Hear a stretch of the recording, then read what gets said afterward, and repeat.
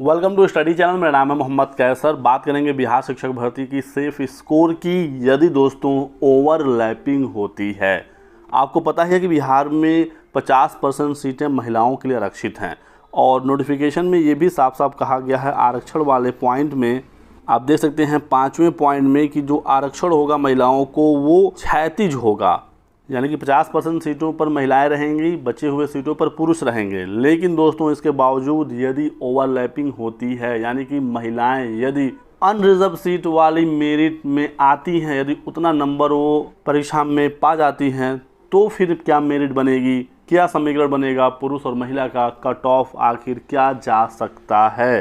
क्योंकि इस संबंध में सुप्रीम कोर्ट का एक ऑर्डर है और इस ऑर्डर में ये साफ साफ कहा गया है कि कोई भी रिजर्वेशन हो, चाहे वर्टिकल हो या हॉरिजॉन्टल हो, ओपन कैटेगरी की जो सीटें हैं ये सबके लिए ओपन होनी चाहिए।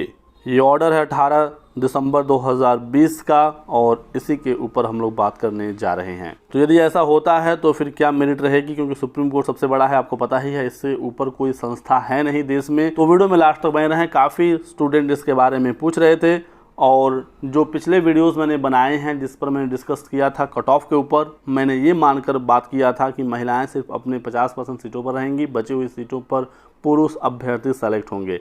तो ऐसे में जो पुरुषों का कट ऑफ था वो कम था, 50-55 में बताया था, 50 महिला के लिए, 55 पुरुष के लिए, अनरिजर्व के लिए। लेकिन यदि इस तरीके से होता है जो मैं अब बताने जा रहा हूं, तो कट ऑफ में बढ़ोतरी देखने को मिलेगी। कितना देखने को मिलेगा वही हम लोग बात करने जा रहे हैं। टोटल आपको पता ही है कि इस परीक्षा में 7,48,000 छात्रों ने फॉर्म भरा था, 5,24,000 छात्रों ने परीक्षा दिया था। इस 5,24,000 में बीएड और डीएलएड दोनों थे। इन सब मुद्दों पर मैं पिछले वीडियो में बात कर चुका हूँ। शॉर्ट में मैं आपको बताऊँगा ताकि ज़्यादा समय आपका इस पर ना लगे। मेन हम लोग ओवरलैपिंग और मेरिटोरियस स्टूडेंट पर डिस्कस करना चाह रहे हैं इस वीडियो में। इसी के साथ साथ बीएड स्टूडेंट की लगातार मुश्किलें बढ़ती जा रही हैं प्राथमिक शिक्षक भर्ती में, डीएलएड के बच्चों पर बात किया जाएगा। तो लगभग 3 लाख स्टूडेंट हैं डीएलएड के जो कि इस परीक्षा में बैठे हैं। बाकी बीएड के स्टूडेंट को हमने बाहर रख दिया। इस 3 लाख में भी अभी बहुत सारी चीज़ें हैं, जैसे कि कितने लोग डीएलएड अपीयरिंग वाले होंगे। बहुत सारे छात्र सीटेट अपीयरिंग में भी एग्ज़ाम दिए हैं, लगभग 30% ही रिजल्ट बनता है सीटेट का। सीटेट में भी जो अदर स्टेट के हैं और यदि वो 82 से 89 के बीच में मार्क्स लाते हैं तो वो तो सीटेट पास हैं, लेकिन अदर स्टेट वालों को 90 नंबर चाहिए सीटेट में, तब जाकर वो बिहार शिक्षक भर्ती में नियुक्ति पा सकते हैं। तो ये सभी चीज़ें बाहर की जाएंगी और 2,70,000 के आसपास बच्चे बचेंगे जो कि बिल्कुल सीटेट भी पास होंगे, डीएलएड अपीयरिंग भी नहीं होंगे। ये सारी चीज़ें उसमें निकल जाएंगी।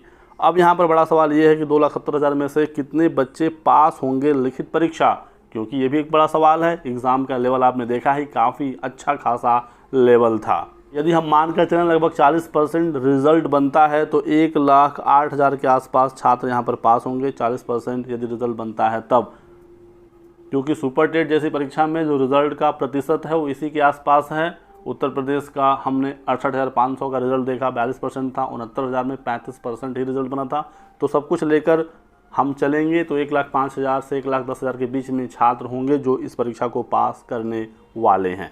ठीक है, इतनी चीज़ आप समझ गए शॉर्ट में। अब आते हैं मेन मुद्दे पर। अब बिहार में हुआ क्या कि हर कैटेगरी में सीटों को बांट दिया गया है, महिला और पुरुष में, महिला और पुरुष में। इसी के साथ साथ अनारक्षित में भी आप देखेंगे तो महिला और पुरुष। इसको आप सीधे सीधे पुरुष नहीं कह सकते, पुरुष इसमें फाइट करेगा। इसी के साथ साथ जो मेरिटोरियस कैंडिडेट होंगे वो भी इसमें फाइट करेंगे। तो ये सीटें पुरुष का कहना ठीक नहीं होगा, ये अनारक्षित सीटें कही जानी चाहिए। इसमें भी जो कुल सीटें हैं वो लगभग 80,000 है, 79,943, जिसमें सामान्य की सीटें हैं 67,066, उर्दू के लिए 12,729 और बांग्ला के लिए 148 आप यहाँ से देख सकते हैं। आप एक एग्ज़ाम्पल के तौर पर हम लोग समझेंगे कि मैं इस वीडियो में कहना क्या चाह रहा हूँ। जैसे कि अनुसूचित जनजाति की यहाँ पर सीट है महिला, 349 सीट है सामान्य के लिए, जिस पर लगभग सभी छात्रों ने आवेदन किया है। उर्दू के लिए 81 है, बांग्ला के लिए 5 है। उर्दू और बांग्ला में कंपटीशन काफ़ी कम रहेगा और जो लोग अपने एग्ज़ाम को पास कर लेते हैं उनकी नियुक्ति होने के चांसेस बहुत ही ज़्यादा रहेगी।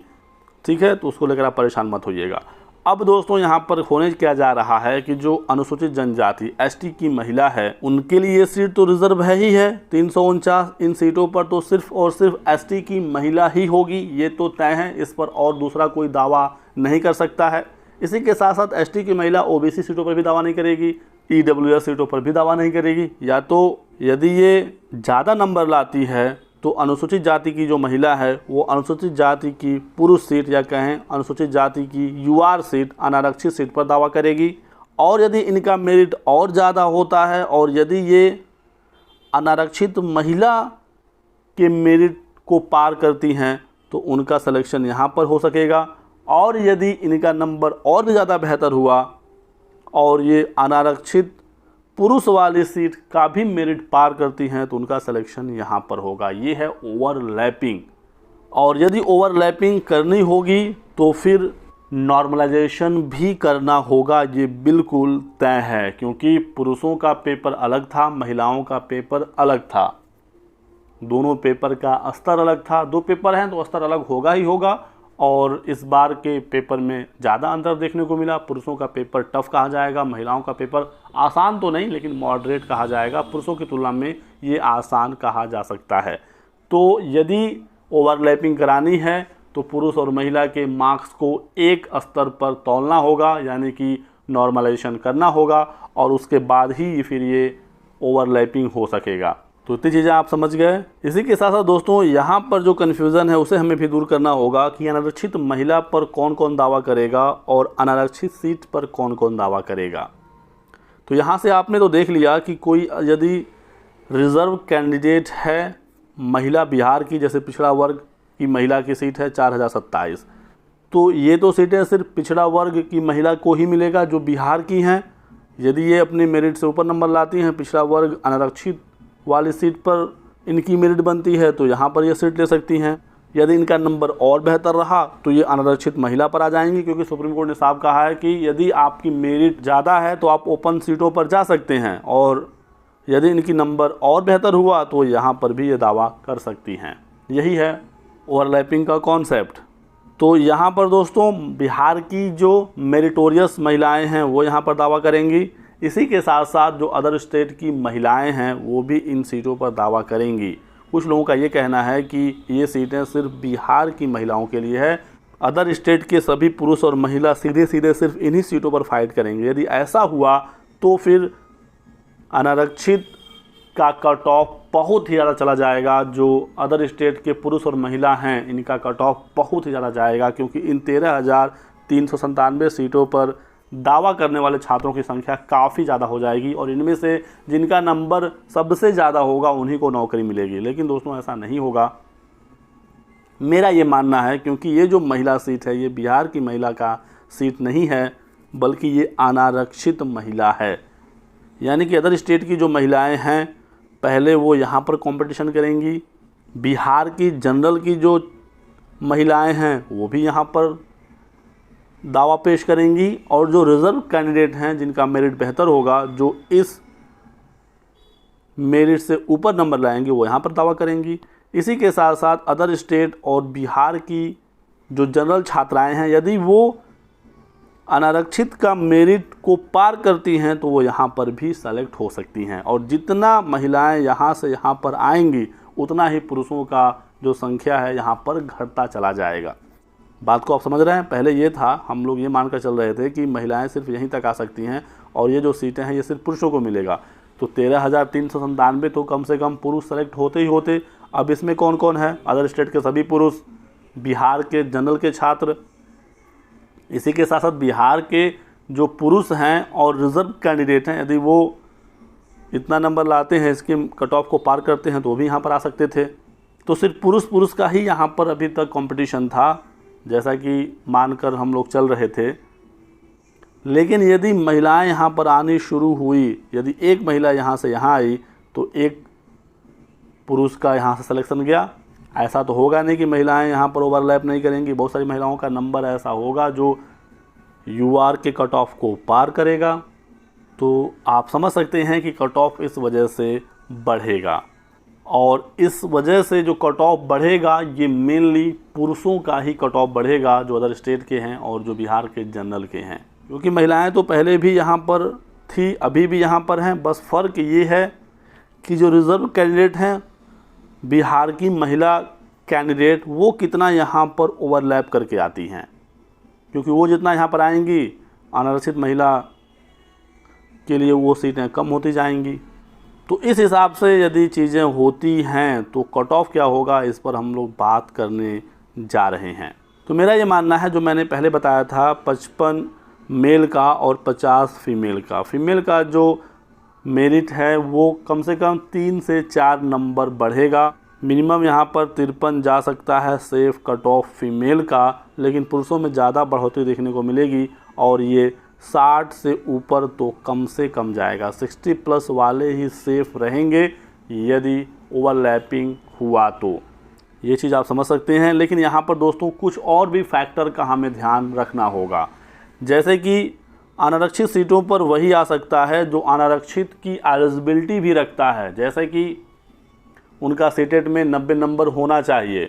यदि कोई मेरिट को पार करता भी है यूआर का, लेकिन यदि वो बिहार के रिज़र्व कैंडिडेट हैं और वो सीटेट में 82 से 89 के बीच में हैं, तो वो फिर यूआर सीट पर नहीं आ पाएंगे, क्योंकि यूआर के लिए 90 नंबर चाहिए ही चाहिए। साथ ही साथ जो एज है वो भी जनरल वाला ही होना चाहिए। यदि आपने एज का रिलैक्सेशन ले लिया तो फिर आप अपनी ही सीट पर रह सकते हैं, क्योंकि जनरल की सीट पर आने के लिए जनरल की जो और एलिजिबिलिटीज़ हैं वो भी आपके पास होनी चाहिए। तो ये कुछ फैक्टर हैं जिसकी वजह से ये सीटें कुछ ना कुछ बचेंगी। इसी के साथ साथ एक और पॉइंट मैं यहाँ पर फोकस करना चाहता हूँ जिस पर कोई बात नहीं कर रहा है। एक कंडीशन यहाँ पर ये भी हो सकती है, मान लीजिए कि अत्यंत पिछड़ा वर्ग का ये 6045 सीटें रिज़र्व हैं, ठीक है। अब यहाँ पर होता क्या है कि कुछ जो महिलाएं हैं वो बहुत अच्छा नंबर लाती हैं और वो आकर यहाँ पर सेलेक्ट हो जाती हैं, कुछ यहाँ पर सेलेक्ट हो जाती हैं और कुछ यहाँ पर सेलेक्ट होती हैं। तो कुछ लोगों ने तो काफ़ी बेहतर नंबर लाया जो अपनी कैटेगरी को छोड़कर ओवरलैप करके अन्य कैटेगरीज में चली गई। मान लीजिए इन 6000 में से 2000 ऐसी महिलाएं थी जिन्होंने काफ़ी बेहतर नंबर लाया और वो अपनी अत्यंत पिछड़ा वर्ग महिला की कैटेगरी छोड़कर ये अन्य कैटेगरीज में सेलेक्ट हो गई। तो 2000 तो कहीं और सेलेक्ट हो गई, लेकिन यहाँ पर अभी भी तो 6045 सीटें बची हुई हैं, क्योंकि अत्यंत पिछड़ा वर्ग का जो रिजर्वेशन है इन सीटों पर सिर्फ अत्यंत पिछड़ा वर्ग की महिला ही सेलेक्ट हो सकती है और कोई तो यहाँ पर आ नहीं पाएगा। और मान लेते हैं कि 2000 जो अपनी कैटेगरी छोड़कर चली गई और 3000 और यानी टोटल 5000 ही अत्यंत पिछड़ा वर्ग की महिलाएं पास हुई, जिसमें 2000 का नंबर काफ़ी बेहतर था वो कहीं और सेलेक्ट हो गई और इन सीटों पर सिर्फ 3000 ही महिलाओं का सिलेक्शन हुआ। तो यहाँ पर तो 3000 सीटें खाली रह जाएंगी और 2000 सीटें अनारक्षित वाली चली जाएंगी। यहाँ पर किसी यूआर का सिलेक्शन हो सकता था, यहाँ पर किसी यूआर महिला का सिलेक्शन हो सकता था। तो बात आप समझ रहे हैं कि मान लीजिए 6045 सीटें थी, 5000 महिलाएं अत्यंत पिछड़ा वर्ग महिला से पास हुई, जिसमें 2000 का नंबर काफ़ी बेहतर था और 3000 ने बस अपना ही कैटेगरी की मेरिट को पार किया। बाकी जो अत्यंत पिछड़ा वर्ग महिलाएं थी वो फेल हो गई, क्योंकि यहाँ पर एक मिनिमम पासिंग नंबर भी तो है और पेपर का जो लेवल था वो ऐसा था कि सब तो पास हो नहीं पाएंगे। हालांकि 2000 इतना ज़्यादा नंबर भी नहीं पा सकते हैं, लेकिन कुछ लोग ज़्यादा नंबर ज़रूर पाते हैं और इस एग्ज़ाम में आपने देखा हो कुछ लोग बता रहे हैं कि हमारे 70 नंबर 75 नंबर हैं। तो इस चीज़ का भी ध्यान रखना चाहिए कि कहीं पर सीटें खाली ना रह जाएं और कहीं पर कोई बाहर ना हो जाए।